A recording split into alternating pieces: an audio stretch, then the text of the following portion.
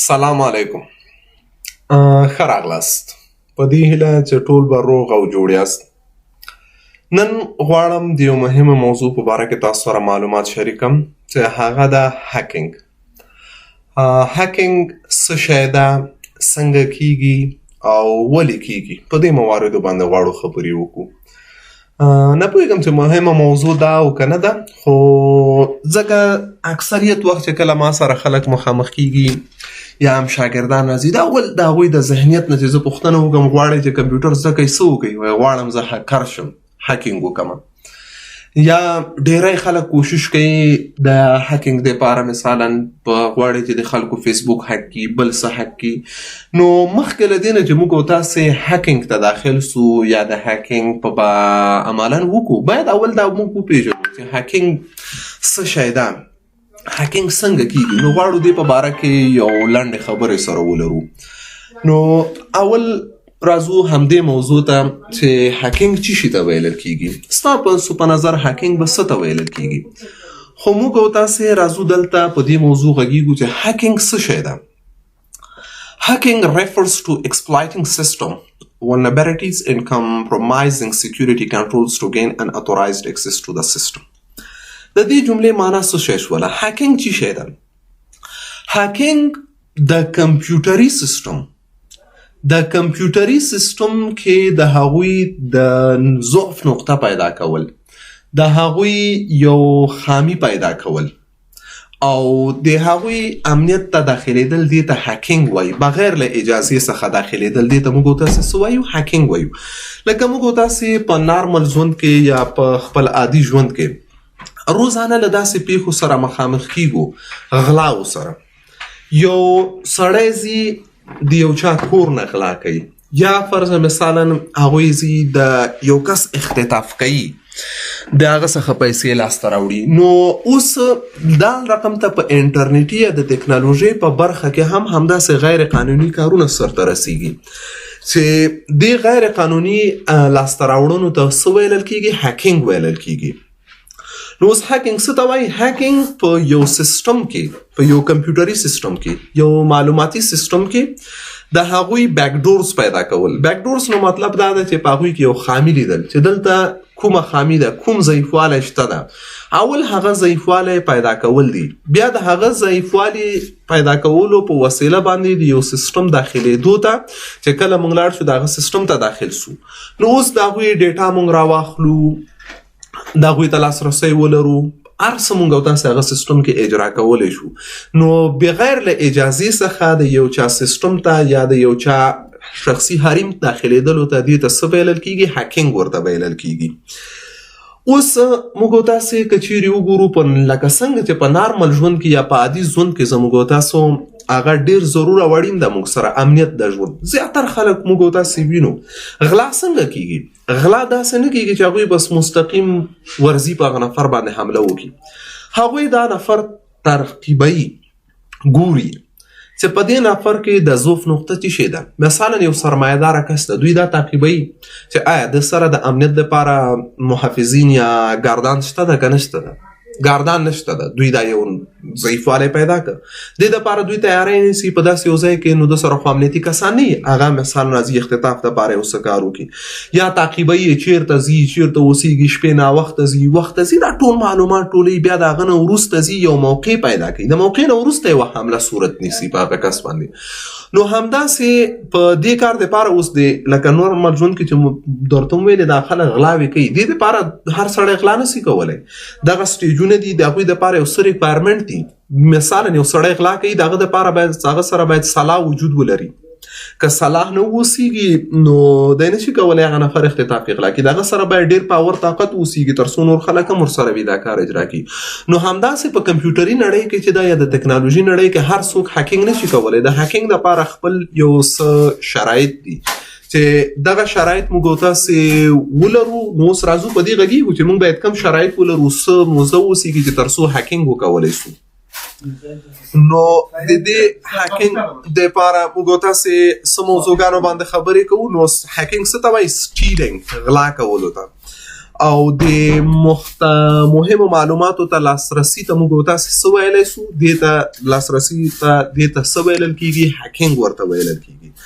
اوس د هیکینګ دپاره یو څه مراحل دي فیزز دي. نو مخکې له دې موږ درته ویلي چې تاسې که غواړئ هیکینګ وکړئ کومې مرحلې لري. اولینه مرحله چې ده په هیکینګ کې هغه د معلوماتو اخیستلو مرحله ده یا انفارمیشن ګیدرینګ ده. دلته تاسې ځئ د هغه ټارګټ شوي سیسټم هغه څوک چې غواړئ حق کوي یا هغه څه چې غواړئ حق کوي د هغه دپاره تاسې ټول معلومات راټولوئ چې دا په کوم شبکې نه استفاده کوي په کوم ځای کې ده په کوم رقم ته سیسټم کوم ټکنالوژي کاروي د دې آی پی ادرس څه دي مثلا کوم ټکنالوژي یوز شوې ده. خو ډېر معلومات دي موږ درته ویلي چې دې په باره کې موږ تاسې څو معلومات راټولو.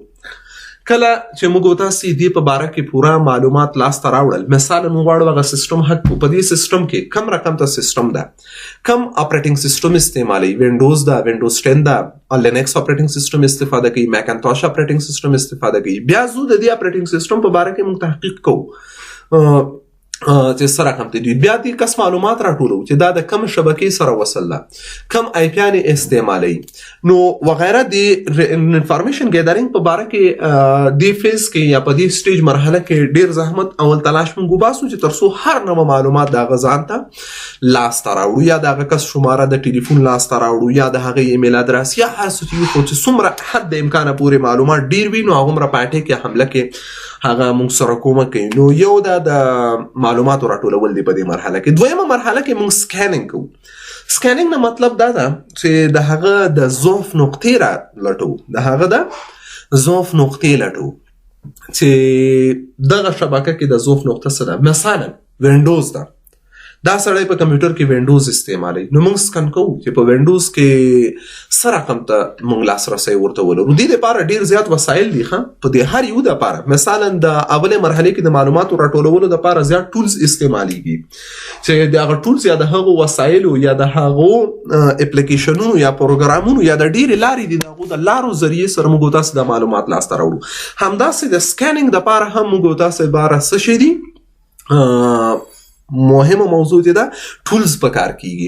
نو دا ټولز زیاتر مثلا په لینکس کې شته دا نور ایکسټرنل ټولز تر پارټي ټولز موجود لري چې دا غو ذریعہ سره موږ سیستم سکن کولای شو د هغه نقطې د ضعف را پیدا کولای شو. نو کله چې دویمه مرحله کې موږ د هغه د ضعف نقطې را واخیستل لاسته مو راوړلې په بل مرحله کې موږ د هغه سیستم ته لاسرسی پیدا کوو د همغه نقطې د ضعف چې موږ لاسته راوړي د هغه ضعف نقطې په ذریعہ سره زو داخل د سیستم ته او هغه معلومات لاسته راوړو.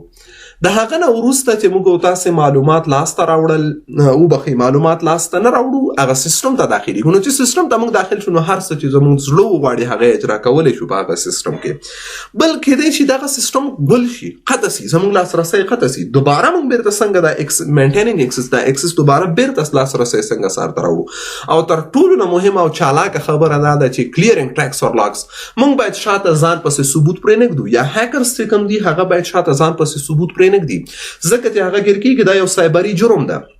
نو کله چې هک کېږي د هک کولو نه وروسته باید یو مجرم خپل ټول ثبوتونه له منځه یوسي چې دا چاته معلومات ونسي چې دا سیستم چا هک او دا کار د چا په ذریعې سره وسو. نو د هکینګ دا مراحل دي د دې لپاره ډېره مهمه موضوعګانې دي موږ تاسې زیات وسایل لرو چې دا استعمالو او دې په ذریعې سره هکینګ کېږي. نو موږ تاسې که چیرې مې وخت پیدا کړه علاقمند وی تاسو نو ستاسو علاقمندي ماته د دې ویډیو نه معلومیږي.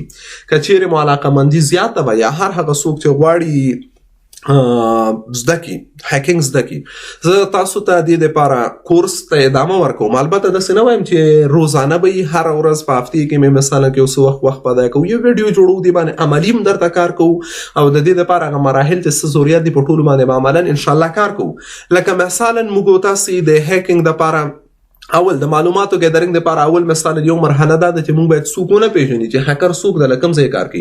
نو د هکینګ لپاره چې د معلوماتو راټولولو لپاره موږ کوم براوزر استفاده کوو هغه براوزر ټار براوزر کارو چې د ټار براوزر کچېرې موږ وکارو نو زموږ موقعیت او ادرس دا معلومات چاته نه کیږي چې کوم ځای دا کار اجرا شوی ده. او یا مثلا کچېرې موږ تاسې راځو عملا د حمله اټیکینګ غواړو اجرا کو په یو سیستم باندې نو دې دپاره موږ تاسې کالي لینکس اپریټنګ سیسټم استفاده کوو او نور وسایل دي چې هغو ټولو باندې به کار کوو. نو بیا مو هم ویلې چې انشاءالله که وخت مې پیدا کوو زه به دې په باره کې تاسو ته ویډیو جوړوم او له تاسو سره به یې شریکوم. نو که چیرې مو علاقمندي ولاست تاسو علاقمندي به موږ ته دا راوښیي چې علاقمند یاستئ نو زه به د هغه دپاره نور ویډیوګانو ته ادامه ورکوو. نو ویډیو د ټولو سره شیر کوئ چې تر څو بعضې خلک دي مثلا لینکونه شیر کوي وایي هیکینګ داسې کېږي دا ویډیو ګورئ داسې وکړي. نو دونه اسانې خبرې نه دي هغه یو علمي او مسلکي کار ده دا هیکینګ کولم. نو په هغو شیانو مه غولېږئ تر څو پورې وخت مو هم مه ضایع کوئ. ویډیو در سره شیر کوئ تر څو پورې نور دوستانو ته هم دا معلومات ورسیږي. او نو زه به روزانه نه بیا هم وایم البته په بخښنې سره ځکه چې وخت زیاتر نه نو په هفته کې یوه دانه دوه دانې ویډیوګانې به زه درته همدلته یوټیوب چینل ته او د خپل فیسبوک پاڼې د لارې نه هم تاسو سره شریکوم. نو تر بیا درته ښه وخت غواړم. سوال او مشکل څه چې لرئ په همدلته لاندې په کمنټ پخش کې کولی شئ. سوالونه مو ولیکئ نو بیا چې ما وخت پیدا کړه هغه باندې کار کوو در سره انشاءالله شریکوي. ښه وخت. الله مو مل شي.